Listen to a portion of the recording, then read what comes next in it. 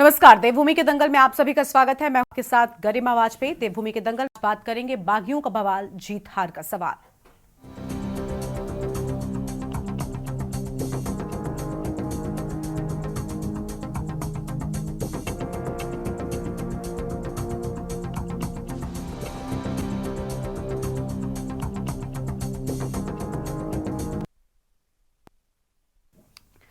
उत्तराखंड में निकाय चुनावों में अब बागियों को मनाने का सिलसिला शुरू हो गया है, क्योंकि दोनों पार्टियों में टिकट न मिलने से काफी लोग नाराज हैं। जहां एक तरफ भाजपा ने अपने मंत्रियों और विधायकों को रूठों को मनाने की जिम्मेदारी दी है, तो वहीं कांग्रेस के नेता भी इस काम में लगे हुए हैं। हालांकि भाजपा टिकट बंटवारे को लेकर बेहद खुश है और जीत के कॉन्फिडेंस में है। साथ ही रूठों को जल्द ही मनाने की बात भी कह रही है। वहीं सबसे बड़े विपक्षी दल कांग्रेस की बात करें तो कार्यकर्ताओं में टिकट बंटवारे को लेकर उत्तराखंड कांग्रेस पार्टी में बेहद नाराजगी के सुर और अपनी ही पार्टी में भीतरघात देखने को मिल रहा है। बात करें तो इससे पहले वायरल वीडियो में टिकट बंटवारे को लेकर पैसे लेकर टिकट देने का आरोप भी कांग्रेस कार्यकर्ताओं के द्वारा लगाया जा चुका है। वहीं अब निकाय चुनाव दोनों बड़ी पार्टियों में पक्ष विपक्ष नहीं, बल्कि पार्टी वर्सेस पार्टी कार्यकर्ताओं की लड़ाई बन गया है। आज इसी मुद्दे पर विस्तार से करेंगे चर्चा, लेकिन उससे पहले एक नजर देखिए हमारे इस खास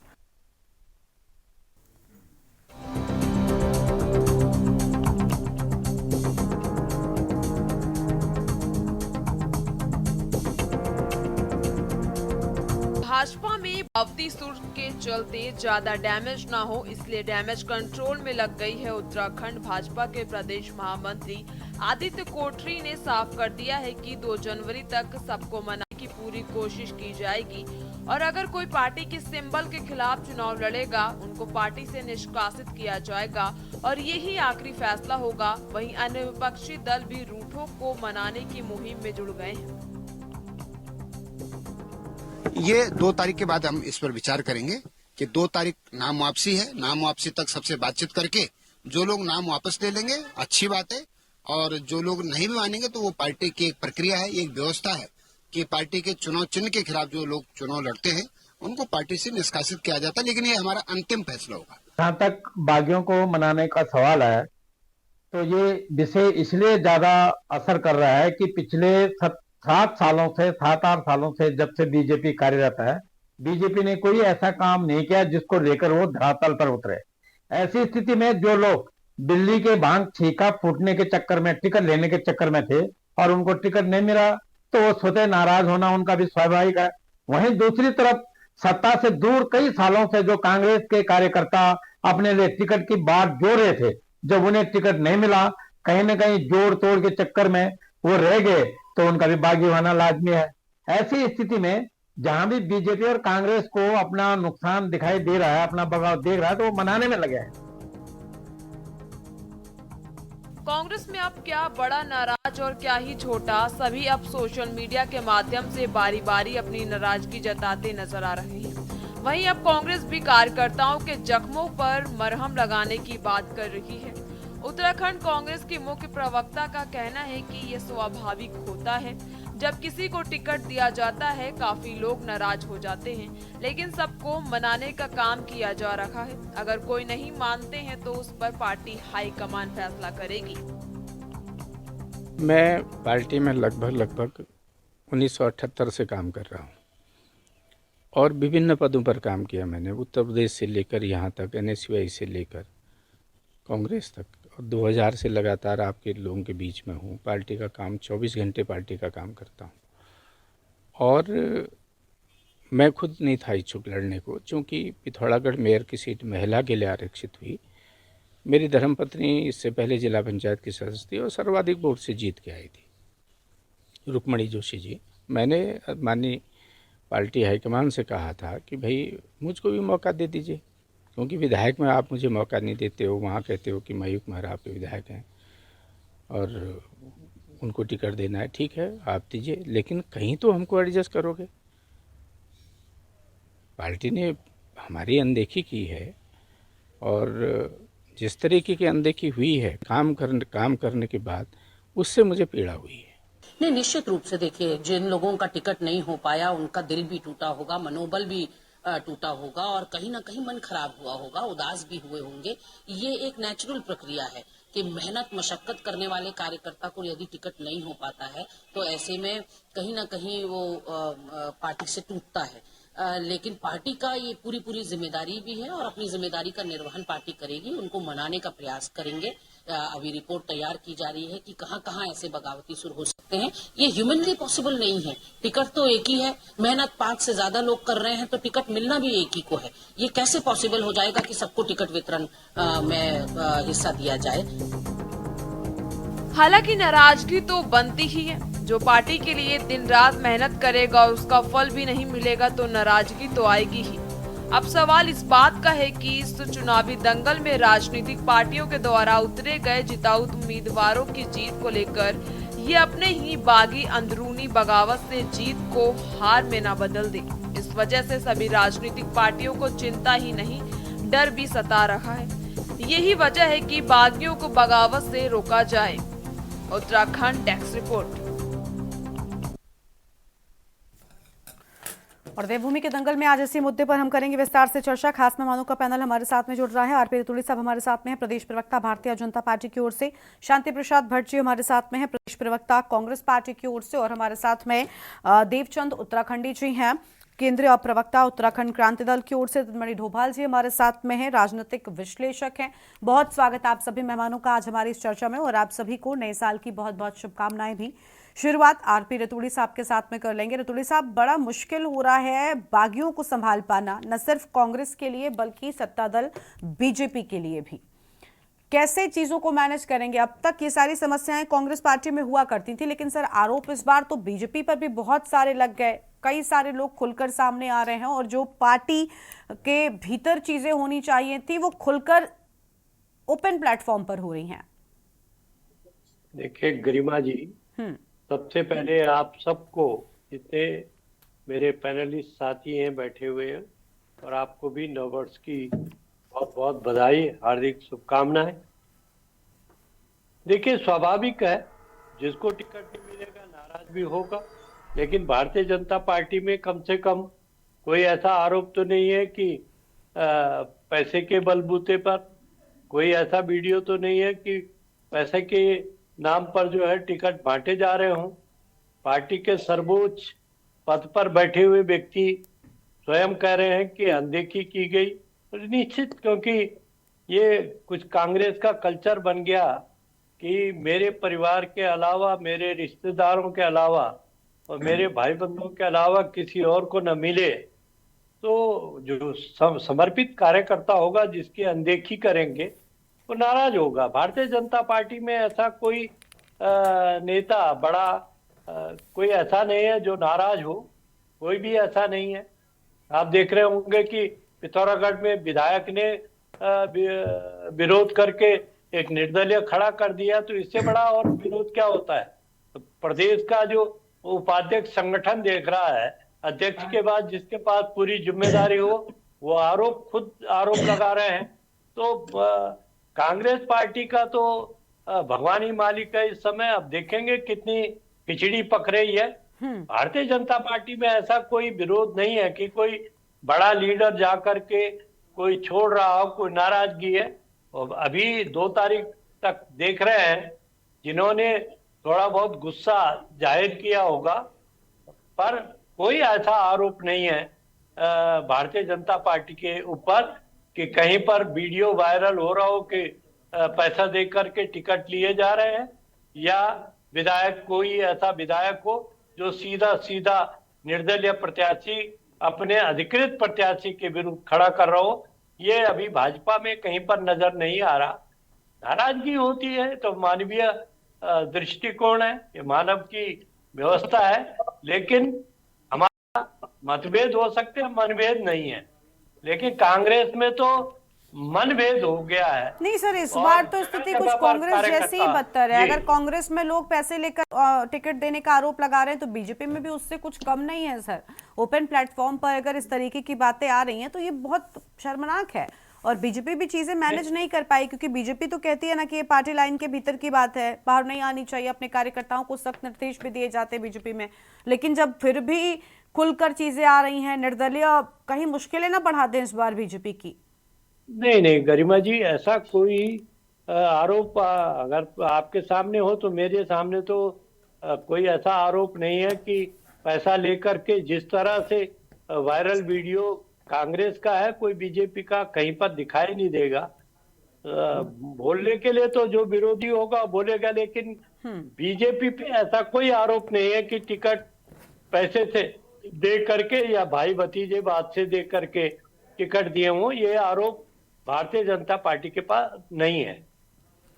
ठीक है, चलिए आपके पास में लौटेंगे और मेहमान हमारे साथ में हैं। हमारे साथ में कांग्रेस पार्टी की ओर से शांति प्रसाद भट्ट साहब हैं, प्रदेश प्रवक्ता। बहुत स्वागत सर आपका भी। शांति प्रसाद जी, कांग्रेस पार्टी में तो हदें पार हो गई, पैसे लेकर टिकट देने का आरोप कैसे मैनेज करेंगे? पहले ही स्थितियां ठीक नहीं है कांग्रेस पार्टी के, नतीजों के लिहाज से देखें तो भी हम कह सकते हैं कि फिलहाल बहुत अच्छी स्थिति नहीं है।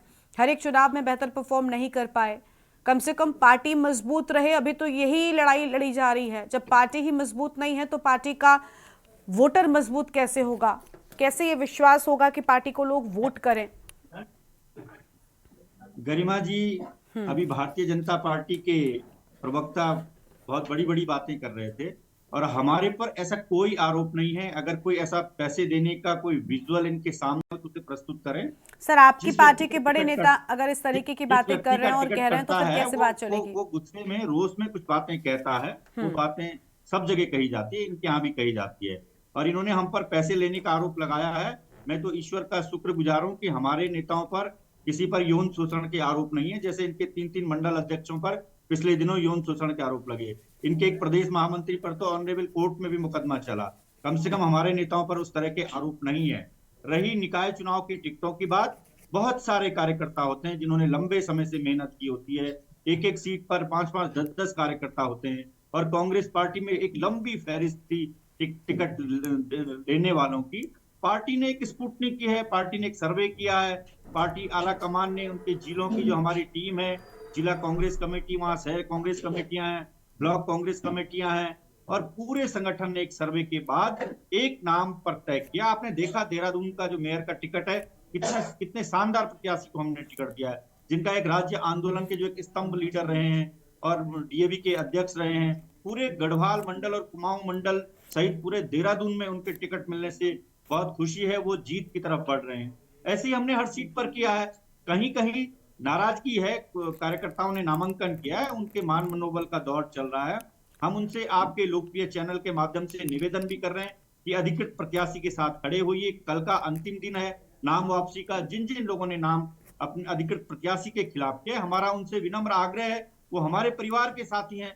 हम उनसे, हमारे जिले के नेता उनसे संपर्क में भी हैं, प्रदेश नेतृत्व भी संपर्क में है, लगातार बात हो रही है। हम प्रयास कर रहे हैं कि कल तक हम उनको मना लेंगे और बहुत सारी सीटें हैं जिन्हें हम जीतने जा रहे हैं। कई सीटों पर तो आपने देखा होगा कि अभी जो भारतीय जनता पार्टी के वरिष्ठ नेता कह रहे थे, तो आपने देखा ना, मैं उदाहरण दूं कर्णप्रयाग का या राजकुमार ठुकराल जी का, उससे पहले मुन्ना सिंह जी का क्या बयान आया था, दिलीप रावत जी का क्या बयान आया था, प्रेमचंद अग्रवाल जी का क्या बयान आया था। तो अगर इन सब बातों पर मैं जाऊंगा तो भारतीय जनता पार्टी जो अपने को चाल चरित्र और चेहरे वाली पार्टी कहती है, इनका चाल चरित्र और चेहरा प्रदेश की जनता के सामने कई बार बेनकाब हो चुका है। और अब तो चुनाव का दौर है, बमुश्किल से तो ये साल भर बाद चुनाव करवाने के लिए उतरे हैं और उसमें भी लोगों की नाराजगी, व्यापारियों की नाराजगी, 3 तरह की जीएसटी जो इन्होंने थोपी है और जो बचे हैं उन पर अतिक्रमण की कार्रवाई की है। और अब जो नेता इनके खिलाफ नामांकन किया है उनको ये जेसीबी खड़ी करने की धमकी दे रहे हैं। इनके पास तो ईडी और सीबीआई है, हमारे पास भी विनम्रता है। हमारे अपने साथियों को मनाने के लिए हमारे पास केवल एक प्यार और स्नेह मोहब्बत की जो हमारी दुकान है, उसी के आधार पर हम उन्हें समझाने बुझाने का काम कर रहे हैं और निश्चित रूप से हम उसमें सफलता हासिल करेंगे। इसमें भारतीय जनता पार्टी को हम पे आरोप लगाने की बजाय अपने गिरेबान में झांकना चाहिए, क्योंकि उनकी, वो तो कहते हैं हमारी डबल इंजन की सरकार है। तो जब उनकी इतनी लोकप्रिय सरकार है तो ऐसा सिर्फ डबल क्यों उनके यहाँ हो रहा है? अच्छा, ओवर टू गरिमा। ठीक है, चलिए। लेकिन सर बात ये है ना कि उनके यहाँ पर जब दिक्कतें हैं तो आप कह रहे हैं कि कम से कम हम ये शुक्रगुजार हैं कि हमारे यहाँ के लोगों पर यौन शोषण के आरोप नहीं लग रहा है। सर, यौन शोषण का आरोप है और वो भी अपराध है, और पैसे लेकर टिकट देना भी अपराध है। हाँ, थोड़ा सा अपराध का भी एक होता है ना कि वो चीज़ें ज़रूर हैं, लेकिन ऐसा नहीं है कि टिकट लेकर पैसे लेकर टिकट देना अपराध की श्रेणी में नहीं आता, तो उसे वैसे कैटेगराइज मत करिए। वो ठीक नहीं है।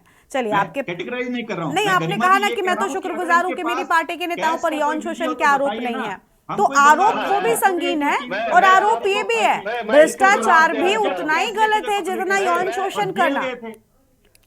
मैं यौन इसका शोषण जितना जवाब देना गलत है, चाहता हूं। भ्रष्टाचार करना भी उतना ही गलत है। तो ये नहीं माफी हो सकती कि देखो यौन शोषण गरिमा बड़ा गरिमा आरोप है। जी, मैं इसका जवाब सर, अभी थोड़ी इनका पहले और मेहमानों को जोड़ लेते हैं आरपी साहब, उसके बाद में नहीं, आएंगे। इनको अभी चाहिए विजुअल तो मैं अभी दे सकता हूँ। नहीं, ठीक है, मैं आती हूँ आपके पास में। आप प्लीज नोट करिए ताकि और मेहमान हैं उनको भी जोड़ते चले, उनकी भी भाई, प्रतिक्रिया जरूरी है। ठीक है, हो गया, शांत हो जाइए आप। अभी तो उत्तराखंड का अब विजुअल शांत हो चाहिए जाइए ना सर, आपको, शांति प्रसाद उत्तराखंड जी का। और आरपी साहब प्लीज शांत हो जाइए। एक एक करके बाकी मेहमान भी चर्चा करने के लिए ही आए हैं, तो उनको भी सुन लीजिए। देवचंद उत्तराखंडी जी हैं, केंद्रीय प्रवक्ता उत्तराखंड क्रांति दल की ओर से। सर, आरोप प्रत्यारोप एक दूसरे पर, वो कह रहे हैं वो खराब, वो कह रहे हैं वो खराब, लेकिन स्थितियां दोनों के लिए इस बार जस की तस हो गई। कांग्रेस पार्टी हमेशा जूझती थी, इस बार बीजेपी की चीजें पब्लिक प्लेटफॉर्म पर, ओपन प्लेटफॉर्म पर निकलकर आ रही हैं। अब कोई कह रहा है कि हमारा वाला आरोप तो छोटा है, वो कह रहे हैं नहीं नहीं हमारा वाला तो छोटा है। ये इससे कैसे काम चलेगा? शिकायतें तो सब जगह है ना। और रही बात, ऐसा नहीं है कि प्रत्याशी ने पहली बार झगड़ा किया है, बहुत से प्रतिनिधि होते हैं जो टिकट की लालसा रखते हैं, लेकिन जो ये आरोप लगाए जा रहे हैं पैसे लेने वाली, ये सारे बहुत बड़े आरोप हैं। देखिए गरिमा जी, सबसे पहले तो मैं आपके चैनल के माध्यम से आपके दर्शकों को और आप जो पैनल में बैठे हुए हैं, मेरे से सीनियर जितने भी लोग हैं, मैं आप सबका न्यू वर्ष की शुभकामनाएं आपको देता हूं। और तदुपरांत मैं उत्तराखंड की जनता को एक मैसेज देता हूं आपके चैनल के माध्यम से कि साल का पहला दिन 2025 का, और उसके बाद ये पहला महीना है जब आपके हाथ में कि आप देश जो हमारे उत्तराखंड में भ्रष्टाचारियों को और जो हमारे उत्तराखंड विरोधियों को इनको हटा सकें। अब मैं बात आता हूं, कांग्रेस और बीजेपी एक ही सिक्के के दो पहलू हैं, क्योंकि जब भी डिबेट होता है देखने में आता है ये आरोप उनको लगाते हैं, वो आरोप उनको लगाते हैं, और हम दर्शक हैं, हम देख रहे हैं आरोप दोनों तरफ घने हैं। अगर यहाँ पर हम बाकी आरोप न लें, सिर्फ चुनाव से बागियों की बात करें, तो जितनी लंबी लिस्ट कांग्रेस में है उतनी लंबी लिस्ट बीजेपी में है। बीजेपी अपने को ये नहीं बोल सकती कि हमारे यहाँ ये नहीं है। हाँ, वो अपने आप ही सब आप लोगों के माध्यम से पता चल रहा है कि ये मनाने के दौर में चल रहे हैं। ये बात यहाँ पर अहम बात रखती है कि बीजेपी का जो कार्यकर्ता है उसको मनाने के लिए एक कैबिनेट मंत्री या एक राज्य दर्जा प्राप्त मंत्री मनाने के लिए आएगा, जबकि कांग्रेस में पूर्व होगा, वो वर्तमान नहीं होगा, या कोई छोटा मोटा नेता जाएगा जो मनाने जाएगा। और दूसरी बात जो हमारे रतुल जी ने बोला है कि हमारे किसी बड़ा नेता ने नहीं बोला, मतलब उनकी नजर में एक कार्यकर्ता कीड़े मकोड़े की तरह होता है, बहुत छोटे आदमी ने बोला है, उसकी वो कोई अहमियत नहीं रखते हैं। तो चलो जो करता है हमारे को उससे कोई लेना देना नहीं, हम तो अपनी बात करते हैं। हमारे उत्तराखंड में अगर इन दोनों पार्टियों ने अगर फिर से सत्ता पाने की कोशिश करना है, तो मेरा इनसे निवेदन है कि आप इस प्रकार के आरोप प्रत्यारोप को न करके, बल्कि उत्तराखंड में जहां जहां पर भी आप अपने दावे कर रहे हैं वहां पर कार्य की लिस्ट लेकर आओ कि आप क्या कर चुके हैं अभी तक और अब आगे क्या करने वाले हैं। ऐसा आपके पास कोई रिकॉर्ड नहीं है, कोई विजन नहीं है। अगर होता तो आप आरोपों वालों में न चलते, बल्कि ये होकर के आते कि अब तक जो हुआ वो ऐसा था, अब जो होगा ये अब हम ऐसा करेंगे। एक बात तो बीजेपी ने बहुत अच्छा किया कि जिन पे आरोप थे, आरोपों के चलते उन्होंने माननीय गामा जी को साइड कर दिया। इसके लिए मैं उनका बहुत बहुत धन्यवाद करता हूं कि उन्होंने माना कि गामा जी भी वास्तव में जो है भ्रष्टाचार में लिप्त हैं। लेकिन वहीं दूसरी तरफ और कई लोग जो उनके तकिए में बैठे हुए हैं, उनको कब निकालेंगे, ये तो निकालेंगे नहीं, कब हटाएंगे? निकालना तो क्या है, उन्होंने वो तो छांट गांठ चंदा के धंधा वाले लोग हैं, तो वो तो करते रहेंगे। पर मेरा कहने का मतलब है गरिमा जी कि उत्तराखंड में आपने जो भ्रमात्मक स्थिति पैदा की हुई है, कृपया इसको कम करने की कोशिश करो, इसको हटाने की कोशिश करो। और इस पर जो विकास का आप झूठा नारा बोलते हैं, सबका साथ सबका विकास सबका साथ बोलते हैं, इस पर काम करने की कोशिश करो। आप तो जब भी चुनाव आते हैं तभी ध्रुवीकरण, तभी सनातन, तभी आपको हिंदू धर्म याद आता है, बाकी टाइम पर आपको याद नहीं आता। तो ये इस प्रकार का जातिवाद और धर्मवाद, वर्गवाद, क्षेत्रवाद, इसको आप दूसरे के सर पर मरने के बजाय अपनी जिम्मेदारी लेकर इसको मिटाने की कोशिश करो। अब हम अगर देहरादून में बैठे, अगर देहरादून की बात करें तो देहरादून में कम से कम 64,000 करोड़ रुपए से भी ज्यादा आप लोगों का जो वो चल रहा है भ्रष्टाचार, हम सोशल मीडिया में देख रहे हैं। बीजेपी की एक लंबी फजीयत है जो लिखते हैं कि 18 साल संगठन की सेवा करने के बाद मुझे ये मिला वो मिला। तो ये झगड़ा नहीं है तो क्या है? तो गरिमा जी, विषय तो ये होना चाहिए, इन लोगों से ये पूछना चाहिए कि आपके प्रत्याशी इस नए साल में, इस नए सत्र के जो इकाई हमारी जो निकाय चुनाव को हम छोटी सरकार बोलते हैं, इसके लिए आप क्या करेंगे, क्या काम करने वाले हैं? वो तो गरिमा। साथ में रतनमणि डोभाल जी हैं, राजनीतिक विश्लेषक हैं, उनके साथ में भी चर्चा को आगे बढ़ाएंगे। लेकिन उससे पहले देवभूमि के दंगल में एक छोटे से ब्रेक के लिए यहाँ पर रुकते, कहीं मत जाएगा, फौरन लौटेंगे। ब्रेक के बाद देवभूमि के दंगल में आप सभी का स्वागत है। हम बात कर रहे हैं बागियों को मनाने की। हमारे साथ में खास मेहमान लगातार बने हुए हैं। रतनमणि डोभाल जी का रुख कर लेंगे, राजनीतिक विश्लेषक हैं। बहुत स्वागत सर आपका और नए साल की बहुत शुभकामनाएं। सबसे पहले रतनमणि जी, देखिए बागियों का जो बवाल है वो जारी है और हर कोई जीत के दावे भी कर रहा है। कांग्रेस पार्टी कह रही है कि अब जनता त्रस्त हो चुकी है और इस बार तो सरकार स्थानीय चुनी जाएगी, तो कम से कम जनता स्थानीय मुद्दों को भी ध्यान देने वाली है। लेकिन बड़ी बात ये कि वो कांग्रेस जो इतने वक्त से लगातार देर से चुनाव कराने के आरोप लगा रही थी, अब उसी कांग्रेस पार्टी के भीतर कार्यकर्ताओं की नाराजगी इतनी खुलकर निकलकर सामने आ रही है। वही हाल बीजेपी का भी है और आरोप भी दोनों एक दूसरे पर लगा रहे हैं और जीत के दावे भी खुद के कर रहे हैं। लेकिन मजबूत कौन नजर आ रहा है आपके हिसाब से? देखिए गरिमा जी, सब लोग अपनी बात रख रहे हैं और मैं ये समझता हूं कि ये जो एक महीना पहले से जो प्रक्रियाएं चल रही थी, दोनों बड़ी पार्टियां हैं, मुख्य विपक्षी दल कांग्रेस है, भारतीय जनता पार्टी है, बाकी की बात हम नहीं कर रहे हैं, वो लोग भी करते रहे होंगे, लेकिन ये तो एक महीने पहले से तैयारियां कर रहे थे। पर्यवेक्षण प्रभारी नियुक्त हो रहे थे, पर्यवेक्षक नियुक्त हो रहे थे, रायशुमारियां हो रही थी और सब कुछ होने के बाद फिर ये सिला क्यों हो रहा है? और वो एक जगह नहीं हो रहा है, वो दोनों जगह हो रहा है, दोनों पार्टी है। तो ये इसका क्या मतलब है? ये कहीं ना कहीं मैं ये नहीं कह रहा, अभी मैं सुन रहा था रतोड़ी जी को, बीजेपी के प्रवक्ता को, अगर उनको पैसों वाली कोई बात चाहिए तो मैं उनको भेज दूंगा, मेरे पास है वो। और उनके जो कार्यकर्ता वो खुल के कह रहे हैं कि हमसे इतना पैसा जमा कराया गया था और अब टिकट किसी और को दे दिया है। वैसा नहीं है कि वो आप बिल्कुल गंगा जल से धुले हुए हैं और ये बिल्कुल मैले से ही धुले हुए हैं कांग्रेस वाले। दोनों जगह एक जैसी स्थिति है, कोई बहुत ज्यादा अंतर उसमें नहीं है।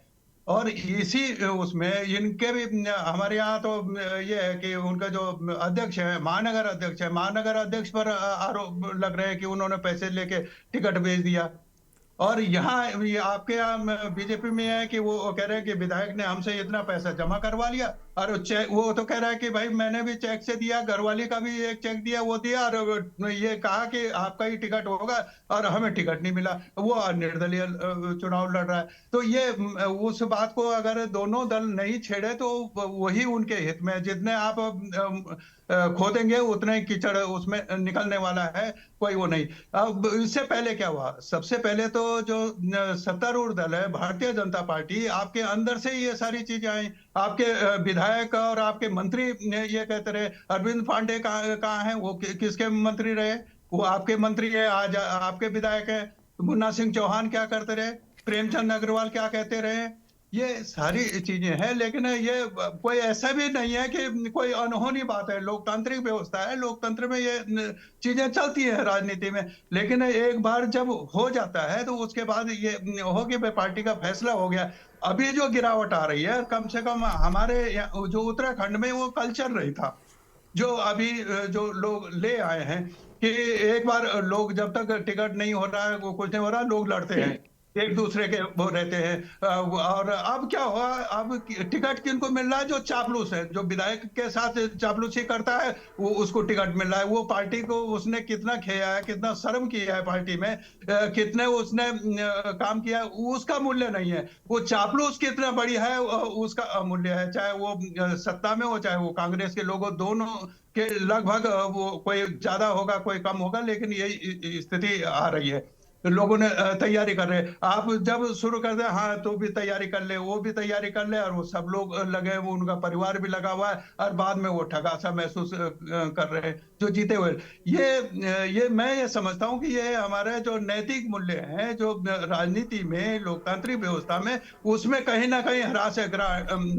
अब लास्ट में जब आप फाइनल करने लगते हैं, जो उस कार्यकर्ता को आपने लगा रखा है वार्ड में, उससे पूछते हैं कि कितना खर्च कर लेगा।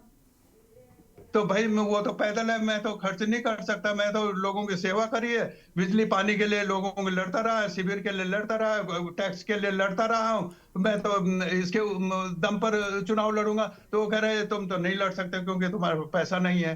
तो ये जो पैसे का ये जो आ गया बीच में, ये इसने सबसे ज्यादा वो जो कर्मठ काट करता है, जो पिटता भी है, विपक्ष से भी पिटता है, सत्ता से भी पिटता है, और आपस में फिर उसको किनारे कर दिया जाता है। मैं ये समझता हूं कि ये जो गिरावट है, कम से कम हमने उत्तराखंड में नहीं देखा है कल्चर वो, लेकिन ये अब आ गया है, पैसा मस्ट हो गया है। वो कार्यकर्ता का कोई मूल्य नहीं है, अगर आपके पास पैसा है तो उतने बढ़िया कार्यकर्ता है। अब क्या है, हम इस मुद्दे पे बात कर रहे हैं, हमको मुद्दे पे ये बात करनी चाहिए, जो चर्चा होनी चाहिए थी कि ये लोकतंत्र में ये हमारे नगर निकाय हैं, पंचायत है, यही महत्वपूर्ण, हमारी पहुंच उसी तक है। सरकार बहुत दूर होती है हमसे, और उसमें शहर में वो कैसे काम होगा, क्या योजनाएं आ रही हैं, उसमें कैसे लोगों को आप जाना चाहिए, चयन होना चाहिए, जो जानकार लोग हों, जो डेवलपमेंट का काम कर सकते हैं, वो उस पर चर्चा नहीं कर रहे हैं। और इसी में ये 23 मार्च तक इसी पर हम चर्चा करते रहेंगे। और जो मुद्दे सवाल हमारे सामने जो खड़े हैं, जो जिसमें सरकार से बात होनी चाहिए, वो गौड़ हो जाते हैं। और मैं ये समझता हूँ, ये भी जो चतुर लोग हैं वो ये काम करते हैं कि मुद्दों पर बात ना हो, और ये इसी झगड़े में ये पूरे चुनाव को निपटा दिया जाए। मैं ये समझता हूँ कि ये लोग, अब मथुरा प्रसाद जोशी, वो आज का नेता तो नहीं है कांग्रेस के, बहुत बड़े नेता हैं, और आज उनकी क्या स्थिति हो रही है उसमें। तो ये ऐसे ही बीजेपी में भी है। ये नहीं, मैं ये समझता हूं कि इन चर्चाओं में दोनों पार्टियों को इस पर विराम लेना चाहिए। और वो कांग्रेस अगर आती है नगर निकाय में, तो उसका क्या एजेंडा क्या है, आप विजन क्या है नगर निकायों में। बहुत सारे पाइपलाइन में सरकार के योजनाएं हैं जो नगर निकाय, उनमें लोगों की भागीदारी क्या होगी, कैसे होगा, लोगों के हित कैसे सधेंगे, वो उस पर जो चर्चा होनी चाहिए ग्रास रूट में, वो नहीं हो रही है। मैं तो दोनों पार्टियों के नेताओं से यही गुजारिश करूंगा कि ये झगड़े आप निपटवाइए और इस एजेंडे पे आइए कि हम शहर, आप देहरादून में जो आप स्मार्ट सिटी बना रहे हैं, अरे लोग स्मार्ट होंगे तब स्मार्ट सिटी होगी ना।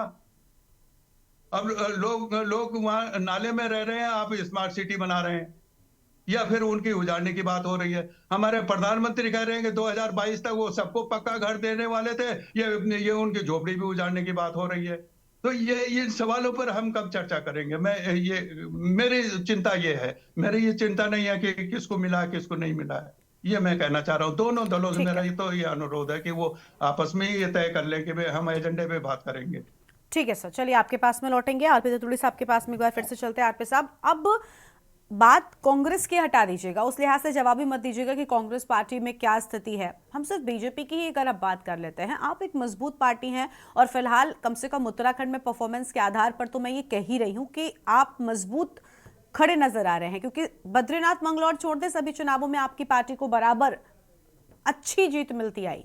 लेकिन सर, निकाय को लेकर बहुत सारे सवालों का सामना बीजेपी को करना पड़ा। खुद कांग्रेस ने कितने सारे सवाल उठाए, और कांग्रेस पार्टी नहीं, और भी बाकी के दल थे, चाहे यूकेडी हो या बाकी के जो लोग थे, वो भी ये कह रहे थे कि निकाय में देरी हुई और कहीं ना कहीं उसमें बीजेपी ने कभी भी इंटरफेयर करने की कोशिश नहीं की कि आखिर क्यों देरी हो रही है, जबकि विकास प्रभावित हो रहा था।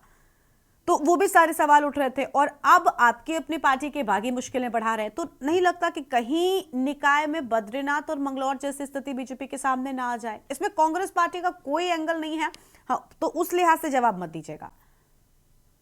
नहीं, कांग्रेस का तो एंगल होगा ही होगा गरिमा जी, इसका कहाँ। नहीं, मैं बीजेपी का सवाल, आपकी अपनी पार्टी की कुछ अंदरूनी चीजें होती है कि नहीं, सब कांग्रेस से जुड़ा थोड़ी हो जाता। अरे सुनिए, जब ये आरोप लगाएंगे तो हम उसका जवाब नहीं देंगे तो हम, इसका मतलब हम पीछे जा रहे हैं, हम भटक रहे हैं।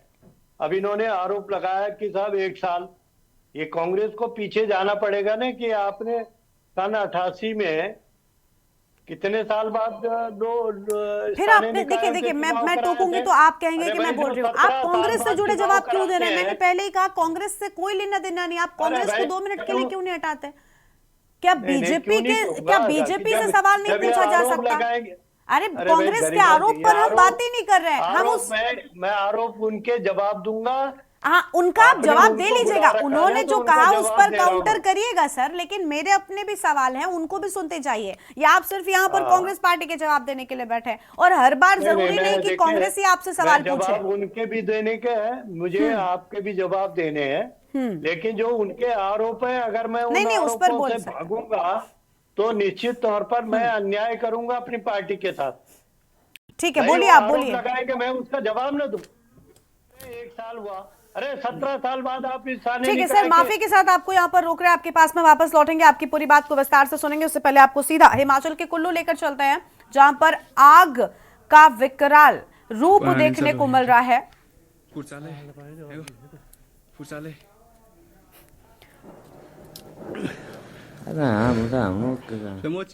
तांदी गांव की एक तस्वीर आपको हम दिखा रहे हैं, जहां पर भीषण आग की तस्वीरें देखने को मिल रही हैं। कुल्लू के तांदी गांव में भीषण आग की ये तस्वीरें, और आप देखिए आग बुझाने में यहाँ पर काफी दिक्कतों का सामना करना पड़ रहा है, तंग रास्तों की वजह से देरी। और ये तस्वीरें आग की आपको हम दिखा रहे हैं। कुल्लू के तांदी गांव में भीषण आग की ये तस्वीरें निकलकर सामने आई हैं। 4 से ज्यादा घर आग की चपेट में हैं और आग फैलती हुई नजर आ रही है। और रास्ता खराब होने के चलते आग बुझाने में यहां पर परेशानी का सामना करना पड़ रहा था। कुल्लू के तांदी गांव से तस्वीर आपको हम दिखा रहे थे, जहां पर 4 से ज्यादा घर आग की चपेट में आ चुके हैं और अफरा तफरी का माहौल देखने को मिला। हालांकि आग बुझाने में देरी हो रही है तंग रास्तों के चलते। यहाँ पर जो आग बुझाने की गाड़ियां हैं वो फिलहाल नहीं पहुंच पा रही हैं। अब वापस से अपने कार्यक्रम का रुख कर लेते हैं। आरपी रतूड़ी साहब हमारे साथ में बने हुए थे। जी सर, आप अपनी बात को पूरा कर सकते हैं। जी, मैं तो आप जवाब दे दिया मैंने उनका, लेकिन मैंने कहा नहीं कि भारतीय जनता पार्टी कार्यकर्ता आधारित है और आजकल कांग्रेस नेता आधारित है। या नेता ज्यादा हो गए और भाजपा में कार्यकर्ता हैं। कार्यकर्ताओं का चुनाव और नेता के चुनाव में अंतर होता है। ये जो चुनाव लड़ते हैं, ये मंगलौर और बद्रीनाथ को इससे लिंक ना करें, क्योंकि स्थानीय निकाय है। स्थानीय निकाय में हमारे कार्यकर्ता लोगों के सुख दुख में, इसीलिए तो जनता ने 2022 में दोबारा लिए। नहीं तो ये तो भरोसे में रहते, एक बार कांग्रेस एक बार बीजेपी। इनको दिखा दिया ना कि भाई ये मिथक नहीं रहता, ये टूटता है। जनता उस पार्टी के साथ रहती है जो जनता के बीच में रहती है, जनता के काम करती है। और आज उत्तराखंड तो ये सौभाग्य प्राप्त है कि 3 ऐसे कानून जिसको भारत सरकार भी स्वीकार करती है, पूरा देश स्वीकार करता है। जो धामी जी के 3 कानून है, आप देखेंगे, नकल विरोधी कानून पूरे भारत में चर्चा का विषय, यूसीसी पूरे भारत में चर्चा का विषय, धर्मांतरण पूरे भारत में चर्चा का विषय। उत्तराखंड का प्रत्येक व्यक्ति इनके कामों पर भरोसा कर रहा है, धामी जी के कामों पर, वो नगर में हो चाहे वो गांव में हो। तो इस समय स्थानीय निकाय चुनाव है। हमारा कार्यकर्ता उन भावनाओं को लेकर के कि जो हमारी केंद्र की और प्रदेश की सरकारों का आम जनता के साथ, चाहे वो मलिन बस्ती में रह रहा उसके भरोसे के साथ या गरीब बस्ती में कहीं पर रह रहा उसके भरोसे के साथ खड़ा रहता है, तो उन आधारों पे हम लोगों के बीच में है। हमारे कार्यकर्ता उत्साहित हैं। और अब 25 तारीख फिर आपके साथ बैठेंगे, बताएंगे कि कहाँ कांग्रेस दिख रही है, कहाँ बीजेपी है। ठीक है सर, चलिए आपके पास में लौटेंगे। कांग्रेस पार्टी से यही सवाल, शांति प्रसाद भट्ट जी, कांग्रेस पार्टी की भी स्थितियां यही हैं सर। बहुत सारी आपकी अपनी व्यक्तिगत समस्याएं, हम कह सकते हैं पार्टी की। एक बहुत लंबे वक्त से हर चुनाव में यही देखने को मिला कि पार्टी में कोई बड़ा नेता नहीं है, पार्टी में अपने ही नेताओं के बीच लड़ाई है। और ये आम कार्यकर्ताओं की, निकाय चुनाव में तो निकाय प्रतिनिधियों की हम बात कर रहे हैं, लेकिन बड़े से बड़े चुनाव में भी हमने देखा है कि टिकट को लेकर लड़ाई हुई है, प्रत्याशियों के बीच गुटबाजी, अंतर्कलह से कांग्रेस पार्टी लंबे वक्त से जूझ रही है। और उत्तराखंड में तो बहुत बुरी हालत है सर। राष्ट्रीय स्तर पर आप कह सकते हैं कि उत्तराखंड जाना जाता है इस चीज के लिए। तो इस बार निकाय में भी वही स्थिति हो गई। कैसे निपटेंगे आप? पहले पार्टी के भीतर की चीजों को अगर मजबूत करेंगे तो शायद चुनावों में भी अच्छा परफॉर्म कर पाएंगे। क्या इस एंगल से कांग्रेस पार्टी नहीं सोचती, कभी शीर्ष नेतृत्व का समर्थन नहीं मिलता? गरिमा जी, हम कांग्रेस के लोग महात्मा गांधी जी के विचारों की पार्टी है, हम कोई नाथूराम गोडसे की विचारों की पार्टी नहीं। हमारे यहाँ वाक और अभिव्यक्ति की पूरी स्वतंत्रता है। जिस तरह से हम संविधान पर भरोसा करते हैं, ठीक उसी तरह हमारी पार्टी भी संविधान पर भरोसा करती है। हमारे कार्यकर्ता खुली आजादी से अपनी बात रखते हैं, अपनी नाराजगी व्यक्त करते हैं, अपनी खुशी का इजहार भी करते हैं। वो पार्टी के अंदर भी करते हैं, पार्टी के बाहर भी करते हैं। इस पर कोई रोक टोक नहीं है। हमारे यहाँ ये नहीं होता कि फलां व्यक्ति ने धमकी दे दी कि तुझे निष्कासन कर दिया जाएगा, ऐसा नहीं होता है। हमारे यहाँ एक प्रक्रिया होती है और जो हमारे यहाँ एक इलेक्शन कमेटी है, कोई एक व्यक्ति हमारे यहाँ टिकट फाइनल नहीं करता है। यद्यपि माननीय प्रदेश अध्यक्ष चेयर कर रहे होते हैं, लेकिन उसके बाद सीनियर लीडरशिप की एक पूरी कमेटी होती है, 10 से 12 लोगों की कमेटी होती है। वो कई दौर की चर्चा करती है, चर्चा करने के बाद टिकट फाइनल होते हैं। उस चर्चा के पीछे भी कई तरह के फीडबैक होते हैं, सर्वे होता है, स्थानीय नेताओं की रिपोर्ट होती है, जो स्थानीय हमारे प्रभारी गण होते हैं उनकी रिपोर्ट होती है। तो ये जो कोई भी आरोप लगाता है वो बेबुनियाद आरोप है। पार्टी ने बहुत तसल्ली से, बहुत सोच समझकर हर सीट पर टिकट दिया है। इसलिए आरपी रतूड़ी साहब और आदरणीय रतनमणि डोभाल जी के आरोप निराधार हैं। सबसे पहली बात, मैं इन दोनों महानुभावों के आरोपों को सिरे से खारिज करता हूं। आपने देखा ना अभी भारतीय जनता पार्टी के प्रवक्ता कैसे डरे और सहमे थे जब वो बार बार कांग्रेस का नाम ले रहे थे कि नहीं, मुझे तो कांग्रेस पर बोलना है, कांग्रेस का जवाब देना है। तो बिना कांग्रेस के तो इनका खाना नहीं पचता है। सच्चाई ये है, जब तक ये दिन में 4 बार राहुल गांधी जी को गाली न दे दें, कांग्रेस को न बोल दें, तब तक इनकी गाड़ी आगे नहीं बढ़ती है। तो ये तो इनका कार्यक्रम है। और भारतीय जनता पार्टी अब भारतीय जनता पार्टी नहीं रही है, वो तो एक भानुमति का कुनबा सा हो गया है। उसमें कई तरह के लोग सम्मिलित हो गए हैं, कुछ उजाड़ू बल हैं, कुछ किसी तरह के लोग हैं। अब इनमें संघर्ष ये है कि किसको वो टिकट दें, किसको न टिकट दें, दूसरे गोत्र के लोगों को टिकट दें या अपने गोत्र के लोगों को टिकट दें। इनके यहाँ वो सरफुटबल चल रही है। अभी इन्होंने कहा हमने ये कानून कर दिए, तो आदरणीय आरपी रतूड़ी साहब बहुत वरिष्ठ हैं, यूसीसी तो अभी लागू नहीं हुआ है। जो कहते हैं वो एक तरह का जुमला होता है। जितनी बातें ये कहते हैं हिट एंड रन की राजनीति करते हैं, मुद्दे को जनता के बीच में छोड़ते हैं, उसे पूरा नहीं करते हैं। यूसीसी को पिछले 2 साल से ये भुना रहे हैं, हमने यूसीसी लागू कर दिया, यूसीसी लागू कर दिया। मुझे बताइए, क्या उसकी नियमावली आपने तैयार कर दी? क्या वो प्रदेश में लागू हो गया? बिल्कुल लागू अभी तक आपने प्रदेश में नहीं किया है। तो ये केवल लोकतंत्र में छलावा वाला काम कर रहे हैं। और हम आज ही गरिमा जी, आज ही देखिए ना, आप ऑनरेबल हाई कोर्ट ने सहकारिता पर आज ही सरकार को फटकार लगाई है, नोटिस इशू किए हैं। पहले भी निकाय चुनाव पर यही हुआ, इनको अवमानना के नोटिस जारी हुए, मुख्य सचिव को नोटिस जारी हुए। लगातार हाईकोर्ट की डांट फटकार के बाद तो ये चुनाव करवाने पर उतरे। शासन का चुनाव इन्होंने नहीं करवाया, सहकारिता का नहीं करवाया, पंचायत के चुनाव सर पर आ गए हैं। और पंचायतों में भी आप देखिए कैसे संविधान की धज्जियां उड़ाई, वहां उन्हीं को प्रशासक बिठा दिया जिनका कार्यकाल खत्म हो गया। आप कैसे ऐसे संविधान विरुद्ध कार्य करेंगे कि उन्हीं को आपने प्रशासक बिठा दिया? कहने का मतलब यह है कि भारतीय जनता पार्टी के राजकाज में जहां व्यापारी वर्ग त्रस्त है, महिलाएं परेशान है, महंगाई चरम पर है।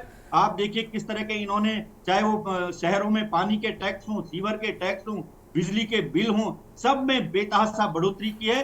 लोग इनसे बहुत परेशान हैं। शहरों के लिए इन्होंने एक बार समाधान योजना निकाली थी। मैं पूछना चाहूंगा क्या हस्त हुआ उस एक बार समाधान योजना का? और गरिमा जी, उस योजना को अगर आप पढ़ेंगे, इन्होंने कहा था कि शहरों में जो किसी के भवन के आसपास जो खाली भूखंड होगा, खाली जमीन होगी, हम उसी को जिसके बगल में होगा उसको आवंटित करेंगे। लेकिन उसमें जो शर्तें दी, उस शर्त में लिख दिया कि वो भूमि नगर पालिका की नहीं होनी चाहिए, वो वन भूमि नहीं होनी चाहिए, वो किसी सरकारी की नहीं होनी चाहिए। तो शहर के बीच में कहां से कौन सी भूमि दे दोगे आप? तो एक बार समाधान योजना भी जुमला साबित हुआ। फिर इन्होंने मलिन बस्ती पे, गरिमा जी हमने कितनी डिबेटें की, मलिन बस्ती के लोगों पर इन्होंने किस तरह का कुठाराघात किया। इनकी जेसीबीयां वहां पहुंच गई। हमने जब हरीश रावत जी की सरकार थी, हमने उसमें कानून बनाने का काम किया, लेकिन इन्होंने फिर उस पर धज्जियां उड़ाने का काम शुरू किया। इन्होंने लोगों की झुग्गी झोपड़ियों को तोड़ने का काम शुरू किया। हमने इस पर कई बार डिबेट भी की है। ऐसे इन्होंने हर तबके को, आप देखिए, कर्मचारी इनके राज में बहुत परेशान है। जो कोई परेशान होता है, अपनी समस्या को रखने जाता है, उसके यहाँ ईडी और सीबीआई की धमकी देते हैं। अभी मेरे को बहुत सारे अलग अलग जिलों से फोन आ रहे हैं जो इनके बागी प्रत्याशी हैं उनको ये ईडी और सीबीआई सर बागी प्रत्याशी तो आपके भी हैं। उनके जो गरिमा जी, उनके जो प्रतिष्ठान है उनके आगे अब समस्या ये है कि जब मैंने बीजेपी से सवाल पूछा उन्होंने कांग्रेस से जुड़ा जवाब दिया, और कांग्रेस से पूछो तो सिर्फ बीजेपी की बात करते हैं, अपनी बात करने को तो कोई तैयार ही नहीं है। दोनों ही दल, आप दोनों, मैं आपको भी नहीं कह रही, बीजेपी ने भी वही किया। मैंने कहा कांग्रेस का कोई लेना देना नहीं है, उनको छोड़कर जवाब दीजिएगा, मगर जवाब वही मिला कि कांग्रेस पार्टी के आरोप है, और आपने भी सेम वही चीज अपनाई। हम चाहते हैं आप अपने बारे में सोचिए सर। बिना कांग्रेस का नाम लिए भारतीय जनता पार्टी लेकिन हाल तो कांग्रेस का भी वही हो रहा है। हम चाहते हैं, हम बार बार कितनी डिबेट्स में आखिर तक डिबेट वहां पर डाइवर्ट होकर चली जाती है कि कांग्रेस मजबूत हो जाए उत्तराखंड में, कम से कम लोकतंत्र अच्छा लगेगा, विपक्ष मजबूत होना चाहिए, और उत्तराखंड में वो उल्टा होता जा रहा है, दिन प्रतिदिन आपकी स्थिति खराब होती जा रही। लेकिन कांग्रेस खुद के बारे में नहीं सोच रही, बस वो ये सोच रही कोई भी मुद्दा है बीजेपी का बस पकड़ कर विरोध करने लग जाना है। भूमिका विपक्ष की निभाइए, लेकिन तब जब मजबूत होंगे ना तो आपकी बातें, आपका विरोध मजबूती के साथ सामने आएगा। गरिमा जी, हम ये आपके भले की बात है सर। को उठाया है, चाहे वो छात्रों की पिटाई का मामला हो, महिला हिंसा का मामला हो, महंगाई का मामला हो, कौन सा मुद्दा ऐसा है जो प्रतिपक्ष ने सदन से लेकर सड़क तक पहले विपक्ष तो मजबूत हो, हम ये नहीं कह रहे। मैंने पहले भी कहा कि आपने मुद्दा उठाया, आपने मेरी बात ठीक से सुनी नहीं। चलिए ठीक है, ठीक है सर। यूकेडी के देवचंद उत्तराखंडी जी हमारे साथ में, उनका एक बार फिर से रुख कर लेंगे। देवचंद जी, हाल वही स्थिति होती जा रही है कांग्रेस पार्टी की कि मतलब खुद के बारे में पहले पार्टी के दल के मजबूत होने से ज्यादा लोग सिर्फ विरोध करने पर ध्यान दे रहे हैं। यूकेडी राष्ट्रीय पार्टी नहीं थी, वो उत्तराखंड की ही पार्टी है, और यही वजह है कि वो उन्हीं मुद्दों को उठाती रही है। क्या नहीं लगता कि कांग्रेस कमजोर हो रही? आपको नहीं लगता कि कांग्रेस पार्टी को थोड़ा और मजबूत विपक्ष की तरह काम करना चाहिए? देखिए गरिमा जी, मैं क्यों बोलूं कि कांग्रेस को मजबूत होना चाहिए? हम तो आपके माध्यम से ये कहना चाहेंगे हाँ। कि हमें मजबूत होना चाहिए। नहीं, वो ठीक है, लेकिन देखिए ये आप भी स्वीकार करेंगे। हाँ, एक चीज है, मेरी बात तो 100% डोभाल जी ने कह दी, जो मैं कहना चाह रहा था उन्होंने मेरी बात पर मोहर लगाई, वही करी। तो रही बात जो बाकी दल ये बोलते हैं कि हमने ये किया वो किया, तो वास्तव में हम पीछे से ये देख रहे हैं, यहाँ पर तो सत्तारूढ़ दल की बात हमको करनी पड़ेगी, सत्ता में बीजेपी की बात करनी पड़ेगी। पिछले 7 साल से वो बार बार बोलते रहे थे हमने ये किया। स्मार्ट सिटी में आप कह रहे थे कि स्मार्ट भी लोग होंगे, लोग तो स्मार्ट हो गए। जो पान के खोखा लगाते थे वो स्मार्ट हो गए, करोड़पति हो गए। जो बैलगाड़ी चलाते थे वो आज BMW चलाते हैं। तो इनका छोटा से लेकर ऊपर सब कर्मचारी स्मार्ट हो गए, देहरादून सिटी स्मार्ट नहीं हो पाई, और ऐसा ही हाल सब जगह का है। लेकिन ये स्थानीय मुद्दों पर कभी नहीं आए, गैर शहर राजधानी के मुद्दे पर नहीं आए, वो कानून के मुद्दे पे नहीं आए, ये क्या नाम बोलते हैं मूल निवास के मुद्दे पे नहीं आए। इसमें कांग्रेस भी शामिल है। कांग्रेस आज भी बोलती है कि 1950 की कट ऑफ डेट हमको नहीं पचती। ऐसे कई मुद्दे उन पर भी हैं। लेकिन मैं ये कहता हूं कि आप यूसीसी जब आप लागू करने की बात कर रहे हैं, अभी तक नहीं की, वो गलती हो गई, रतुड़ी जी बोल रहे हैं कि लागू हो गई, अभी तक नहीं की, तो ये यूसीसी जब लागू करोगे तो मूल निवास और भू कानून कैसे करोगे, ये चीज समझ में नहीं आ रही है। ये एक आदमी को शहद और जहर कैसे खिला सकते हैं? तो इस प्रकार के जुमले जो हैं इनके बहुत आए हैं। और अब रही नकल विरोधी कानून, नकल विरोधी कानून इनका सिर्फ ये है अपनों को छिपाने का काम किया है, नहीं तो हाकम सिंह आज भी खुलने नहीं पाता अगर नकल विरोधी कानून पर एक्शन लिया होता। क्या पहले ऐसे कानून था हमारे देश में? गरिमा जी, हमारे प्रदेश में, हमारे देश में ऐसा कानून था कि नकल कर सकता है? अगर ऐसा कानून नहीं था तो फिर इस कानून को बोलने का मतलब क्या? अब मैं आपको एक चीज सारांश में बता दूं, इन दोनों का वही डॉक्टर ने बता दिया, इनके पास में विकास का विजन नहीं है, काम के का मुद्दा नहीं है, इसलिए एक दूसरे पार्टी पर आरोप प्रत्यारोप कर रहे हैं, और जो असली मुद्दे हैं उन मुद्दों से भड़काने का काम हो रहा है। ठीक है। अब उत्तराखंड क्रांति दल बार बार अभी सैनिकों को लेकर, ईमानदार कर्तव्यनिष्ठ युवा लोगों को लेकर के इस जो निकाय चुनाव में आई है, तो हमें लगता है कि जरूर हमें सफलता मिलेगी। और जो इन्होंने आरोप लगाकर यूपीडी को गर्त में भेजने का काम किया है, उस पर इन पर ये आरोप लगना शुरू हो जाएगा। तब इनको अपनी असलियत मालूम होगी। गरिमा जी, ठीक है, चलिए उम्मीद यही है कि चलिए मंत्रियों विधायकों को जो रूठे हुए लोगों को मनाने का सिलसिला है वो सभी दल अच्छी तरीके से कर पाएंगे और अपनों की नाराजगी दूर करने के बाद किस तरीके से जनता के बीच में परफॉर्म करते हैं और जनता किसका साथ देती है, ये देखना बहुत अहम होगा। बहुत शुक्रिया आप सभी मेहमानों का हमारे साथ चर्चा में आने के लिए, अपनी बात रखने के लिए। तो बागियों की नाराजगी क्या इस बार दलों को भारी पड़ेगी? निकाय चुनाव में जनता किसका साथ देगी, देखना होगा, बहुत अहम। देवभूमि के दंगल में आज इतना ही। आप देखते रहिए के न्यूज़ इंडिया। नमस्कार।